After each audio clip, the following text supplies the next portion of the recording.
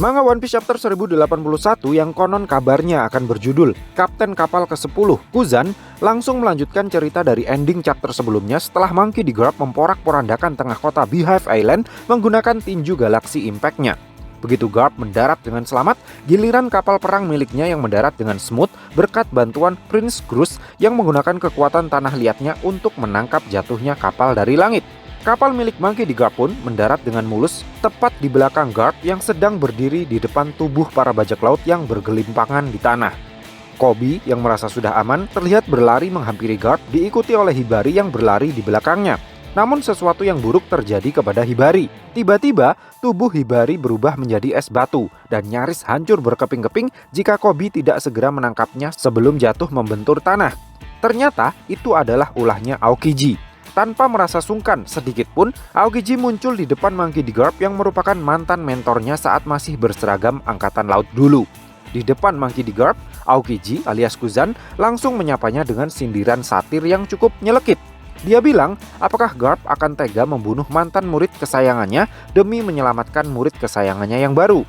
Di lain sisi, Kuzan juga memuji Monkey D. Garp yang sama sekali masih tidak berubah, masih suka bertindak seenaknya sendiri sampai sekarang.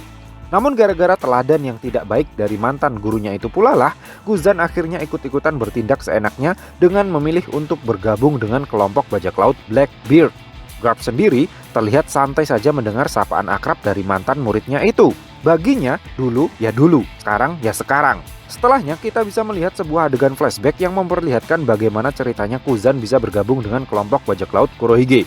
Di suatu pulau, yang mana kejadiannya sekitar 1 tahun setelah insiden duel sengit antara Kuzan versus Akainu di Penghazard, terlihat beberapa anggota eksekutif bajak laut Blackbeard seperti San Juan Wolf, Vasco Shot, dan Doc Q terlihat membeku menjadi es batu.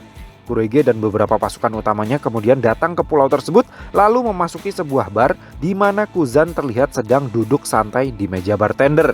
Keduanya kemudian terlihat ngobrol santai membahas banyak hal, sementara anggota Kurohige yang tadinya dibekukan sudah dikembalikan ke kondisi normal lagi.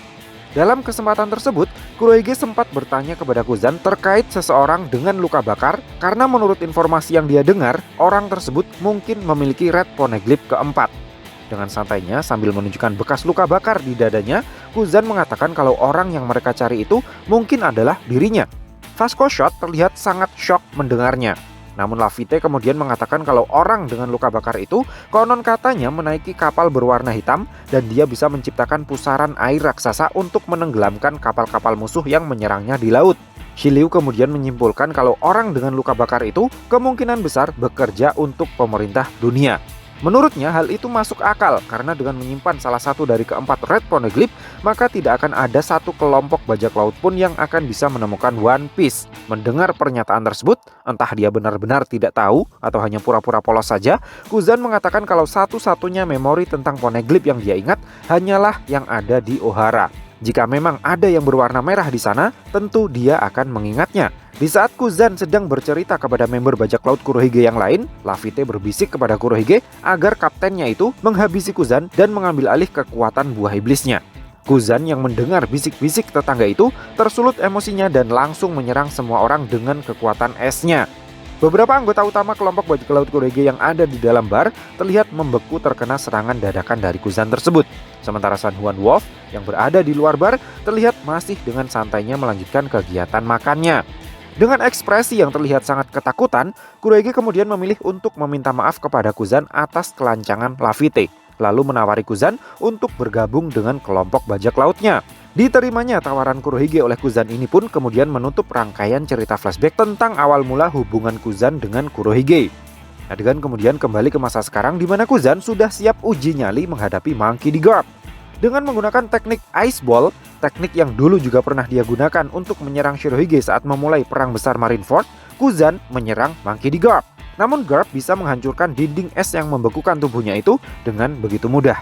Garp kemudian langsung menyerang maju dan mencengkeram muka Kuzan, lalu membantingnya sekuat tenaga dengan sebuah koplokan maut yang berjudul Blue Hole.